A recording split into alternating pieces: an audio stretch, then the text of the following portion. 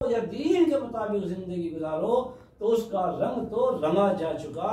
उस माहौल में जहां आपने मेहनत और मशक्कत से पैसा कमा कर लगाया और उसको ईसाई और यहूदी बनाने का उस नहज पर डाला। अब सर पकड़कर रोएं, आंसू बहाएं, दुआएं करें, गिड़गिड़ाएं तो मन गाड़ी आगे निकल गई, बात आगे बढ़ गई, अब कुछ होने वाला नहीं। अब तो ये अपने हाथों की कमाई है, रोना ही पड़ेगा। आज इस माहौल में लाखों बच्चियां, लाखों, हजारों नहीं लाखों बच्चियां इसी माहौल और माशरे से मुतासिर होकर गैर मुस्लिम लड़कों के साथ अपने घर, अपने खानदान को बदनाम, तबाह बर्बाद करके घर छोड़कर चली गई उन्हीं के साथ। और लाखों लड़के ऐसी हैं जो मुर्तद हो गई, मंदिरों में जाकर फेरे फेर लिए। और उन मक्कारों को जिनको इसी काम की तरबियत दी गई थी, उन नौजवानों को इसी काम के लिए तैयार किया गया था कि मुसलमान लड़कियों को बहलाकर, फुसलाकर और उनको किसी भी तरीके से मुर्तद बनाना है, ईमान से हटाना है, या कम से कम दर्जे की बात यह है कि इस्लाम की हक्कानियत को, ईमान की हकीकत को उनके दिलों से खुरच देना है, ताकि अगर वो नाम के मुसलमान रहे भी तो इस्लाम की मोहब्बत उनके सीने में ना हो, ईमान क्या है इसका उन्हें पता ना हो, ताकि आसानी से उनको इनके मजहब से दूर कर दिया जाए। ये एक बहुत बड़ी साजिश दुनिया के अंदर चल रही है, चलाई जा रही है। इसके पीछे बहुत बड़ी ताकतें प्लान के तहत काम कर रही हैं। औरतों के रास्ते से सूदी निजाम को घर घर में दाखिल करने का प्लान है दुश्मनान इस्लाम का। गैर मुस्लिमों के ग्रुप, कुफ्फार मुशरिकीन के ग्रुप गांव गांव, देहात देहात जाकर वो पैसा देते हैं, थोड़ा थोड़ा पैसा, और उनकी शर्त है कि पैसे का लेन देन औरतों से होगा, मर्दों से कोई मतलब नहीं होगा। मर्दों की अकल भी पर्दा कि वो थोड़े से पैसे के लालच में, 50,000 1,00,000 रुपए के लालच में, तो वो आसानी के साथ उन्हें लौटाने का मौका मिलता है तो अपनी औरतों को उनके राब्ते में कर देते हैं। वो पैसा लें, वो जमा करने जाए, वो फोन में उनसे बात करें। ये तमाम चीजें तबाही और बर्बादी की तरफ तो ले जा सकती हैं, ये राहत और आराम के रास्ते कभी भी नहीं खोल सकती। इसलिए हर एतबार से चौकन्ने होने की जरूरत है।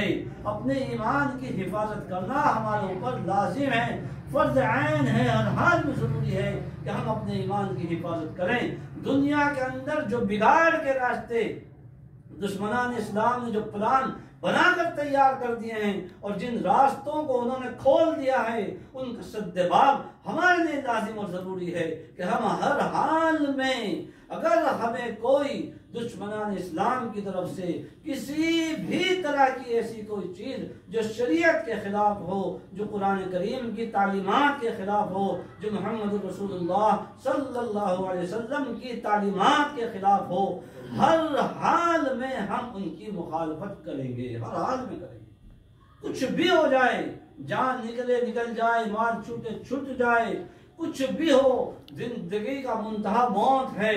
अगर ईमान के साथ दुनिया से चले गए हमेशा हमेशा की राहत है, कोई दिक्कत नहीं है।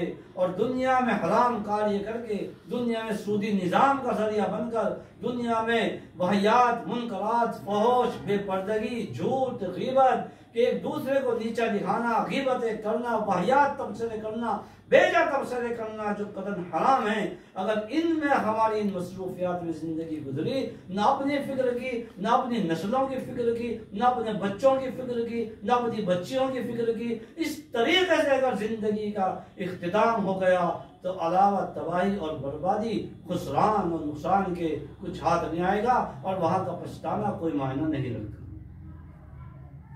इसलिए बे इंतहा जरूरी है, हर हाल में जरूरी है कि अपने ईमान की फिक्र करें। घरों के अंदर तालीम हो, आखिरत की फिक्र हो, तबसरे तस्करे हो तो दीन के हो, मशवरे हो तो शरीयत को निगाह में रखकर मशवरे हो, शादियों के प्लान बने तो शरीयत को मद्देनजर रख के बने, घरों के कुछ और प्रोग्राम बने तो इस्लाम के मद्देनजर हो, शरीयत के मुताबिक हो। हर बात में औरतें अपने शौहर को, अपनी औलाद को, अपने बच्चों को कोई मशवरे दें, कोई काम बताएं, कोई तकाजे बताएं, तो उनकी निगाह में ये भी होना चाहिए कि जो मेरी डिमांड है, जो मेरा तकाजा है, जो मेरी बात है, जो मेरी मंशा और चाहत है, क्या ये शरीयत के मुताबिक है या नहीं है, या शरीयत के खिलाफ है। अगर खिलाफ है तो लाख अरमान टूट जाएं, लाख हसरतें टूटें, लेकिन शरीयत का हुक्म नहीं टूटना चाहिए। और अगर वो टूटता है तो फिर हम उनको मजबूर करने का गुनाह भी हमारे ऊपर है, और जो जुल्म हमने किया वो तो जुल्म है ही। तो इस वक्त में दो चीजें खास तौर से हैं। बच्चों की तालीम, दीनी तालीम हर हाल में, बच्ची बड़ी हो तो पर्दे का एहतमाम हर हाल में कराएं, और छोटी उम्र से ही अपनी बच्चियों को इसकी रग़बत दिलाएं कि इस्लाम का शिआर और इस्लाम का हुस्न, इस्लाम की खूबसूरती, जिस मजहब के हम मानने वाली हैं, जिस पर हमारा यकीन ईमान है, वो कुरान करीम जिस पर हमारा ईमान है, उसका हुक्म और हमारी खूबसूरती और जीनत यही है कि मुसलमान बच्चियों की, मुसलमान औरतों की कोई आवाज भी ना सुने, बेपर्दा ना निकलें, गैर महरमों से बातचीत ना करें, किसी तरीके से किसी के पास कोई मौका ना हो। ये तरबियत बचपन से ही करनी पड़ेगी, हर हाल में करनी पड़ेगी। सोने का वक्त बच्चों का मुतय्यन हो। रात के 12-12, 1-1 बजे तक बच्चे मोबाइलों पर लगे हुए हैं। ये भी मालूम नहीं है, जवान जवान बेटियां मोबाइल उनके हाथ में है, वो उसका क्या इस्तेमाल कर रही हैं, क्या इस्तेमाल हो रहा है, किस तरीके से हो रहा है, बच्चे किस तरीके से मोबाइल का इस्तेमाल कर रहे हैं, किसी को कोई फिक्र नहीं है। 4-4, 5-5 घंटे रात को 12-12, 1-1 बजे बच्चों का सोना और सुबह को देर में उठना। अगर स्कूल और मदरसों के तकाजे हैं तो सुबह को सवेरा उठना। इससे दो नुकसान है, बच्चे की सेहत भी बर्बाद होगी और जहनी और फिक्री तौर पर भी बच्चा तबाह और बर्बाद हो जाएगा। इसलिए वक्त पर सोने का एहतमाम, न घर में मोबाइल का गलत इस्तेमाल हो, न बाहर टेलीविजन वगैरह का, और सुबह को सवेरा उठने का एहतमाम हर हाल में हो। खुद भी पाबंद हो, बच्चों को भी पाबंद करें। यही इस्लामी मुआशरा है। देर से सोना, देर से उठना, ये इस्लामी मुआशरा बिल्कुल नहीं है, कतई नहीं है। सुबह को बजाय इसके कि कुछ और करें, फजर की नमाज के बाद फौरन सबसे पहले कुरान करीम की तिलावत करें। ये लाजिम और जरूरी है। बच्चों को भी अगर वो कुरान करीम नहीं पढ़े हुए हैं, इतने छोटे हैं, तो मस्जिद में भेजें। 1 घंटा लाजिम हर बच्चे और बच्ची का 100% जरूरी है कि वो कुरान करीम की तालीम को जरूर सीखें, और इस्लामी शरीयत को, इस्लामी तरबियत को और इस्लामी एतबार से कैसे माहौल बनाना, कैसे जिंदगी गुजारनी है, इसको बच्चों को भी सिखाएं, बच्चियों को भी सिखाएं। खुद भी उस पर मेहनत करें। खुद अगर मेहनत करेंगी और खुद से उसकी कोशिश जद्दोजहद करेंगी तो यकीनी तौर पर माँ बाप को, वालिदैन को, बड़ों को देखकर बच्चे भी उसी की मशक करेंगे और बच्चों का भी उस पर चलना आसान होगा। इसलिए अज खुद जहां बात हो, जहां 2-4 बैठे, जिनसे मुलाकात हो, अपने पड़ोसी, अपने रिश्तेदार, आइज़ा, अकरबा, ये जो 2-4 मोटी मोटी मैंने बातें बताई, ये बातें जरूरी हैं कि हम पहुंचा दें कि किस तरीके से औरतों के रास्ते से नस्लों को तबाह और बर्बाद करने की प्लानिंग है। दुश्मनाने इस्लाम की जबरदस्त प्लानिंग है। औरतों के रास्ते से मजहब के खिलाफ साजिशों को कामयाब बनाने का उन दुश्मनाने इस्लाम को जो हथियार मिला है, तो वो हमारी औरतों को हथियार बना रहे हैं, मजहब के खिलाफ, शरीयत के खिलाफ, कुरान के खिलाफ। और उसमें सबसे ज्यादा जो बदतरीन किरदार है वो मोबाइल के गलत इस्तेमाल का है। उस पर निगाह रखें।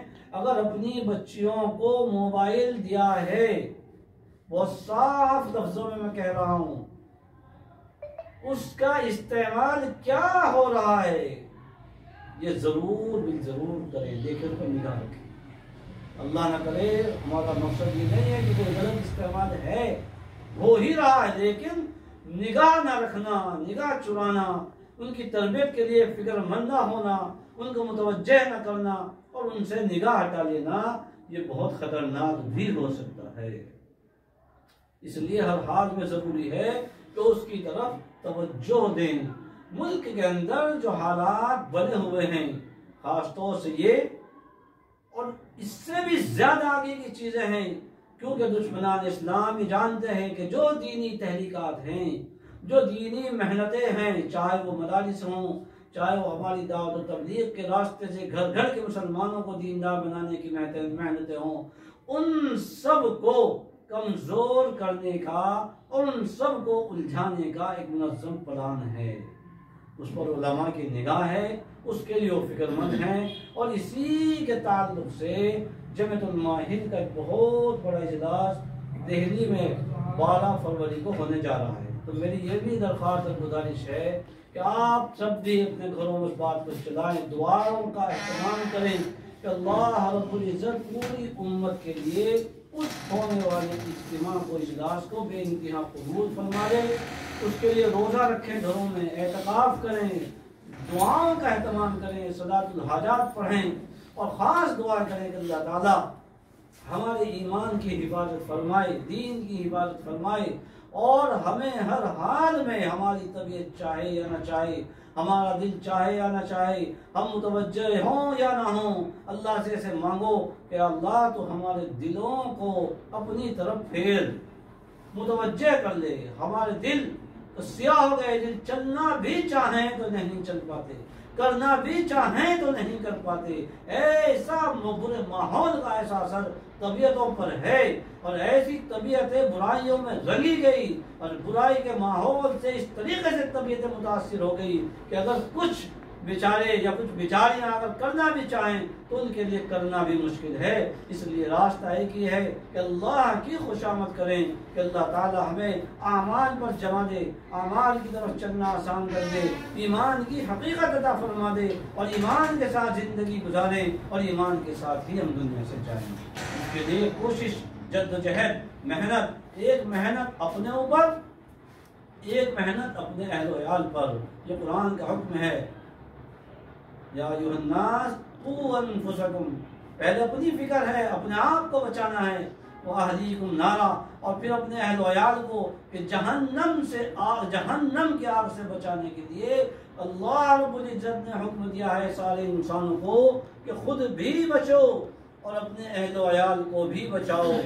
तो खुद की मेहनत अगर होगी तो यकीनी तौर पर अहल वयाल की भी फिक्र होगी, और अगर कोई खुद को बचाने के लिए फिक्रमंद नहीं है तो उसे ना औलाद की फिक्र होगी, ना भाइयों की फिक्र होगी, ना अहल की फिक्र होगी, ना पड़ोसियों की फिक्र होगी, ना किसी और की। जो खुद आग में कूदने को तैयार है उसे दूसरे से क्या मतलब है। कैसी हिकमत की बात है कि पहले खुद को कहा कि इंसानों बचाओ अपने आप को और अपने अहल वयाल को जहन्नम की उस आग से जिसका ईंधन इंसान और पत्थर है। मेहनत की जरूरत है।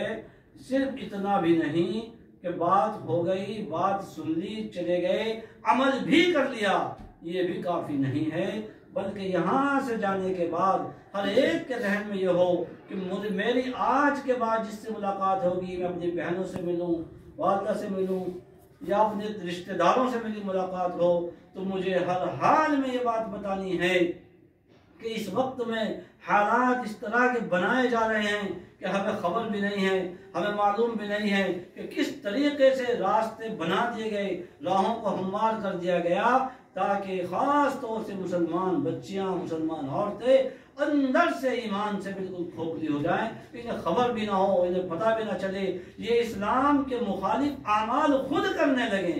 बेपर्दा फिरना ये शरीयत की खिलाफ वर्जी है। शरीयत पर ईमान, कुरान पर ईमान और कुरान की तालीमात पर अमल ना हो तो ये कैसा मुसलमान है। दिल कहीं और, जबान कहीं और। जुबान कहे कि हाँ इस्लाम हक मजहब है, कुरान हक है, सच्ची सच है और कुरान की तालीमात हक और सच हैं, और वही कहने वाली या वही कहने वाला कुरान पर अमल ना करे तो फिर दिल में कुछ और है, जुबान पर कुछ और है, दिल कहीं और अटका हुआ है, जुबान कुछ और कह रही है। जुबान जुबान का दीन और जुबान जुबान के अल्फाज बाकी हैं, दिल कहीं और चला गया।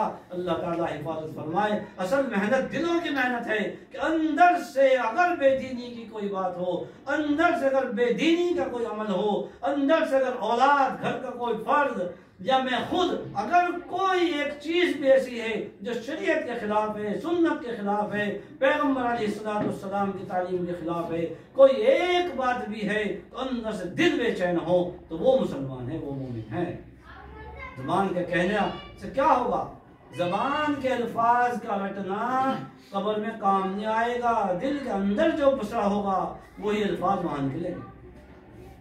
तो मेहनत है, नियत कर लो, बस बात तो हो गई, बात खत्म है। 12 फरवरी की मकसद क्या है, उसको थोड़ी रोशनी है और डालो थोड़ा। ये बात हो गई। नियत करो कि इंशाअल्लाह अपने बच्चों को, बच्चियों को हर हाल में 100% दीनी तालीम से आरास्ता कराइए। स्कूल में जाएं, कहीं भी जाए, इस्लाम इनकार नहीं करते, लेकिन वो हर हाल में मुसलमान रहें। वो दुनिया के किसी कोने खित्ते में जाएं, मुसलमान बनकर जाएं, मुसलमान बनकर रहें, मुसलमान बनकर जिएं।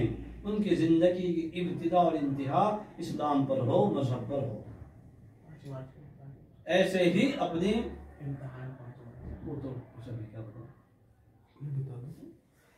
ये लाजिम और जरूरी है। अपने बच्चों पर मेहनत, वक्त पर यहाँ मस्जिद में मकतब है तो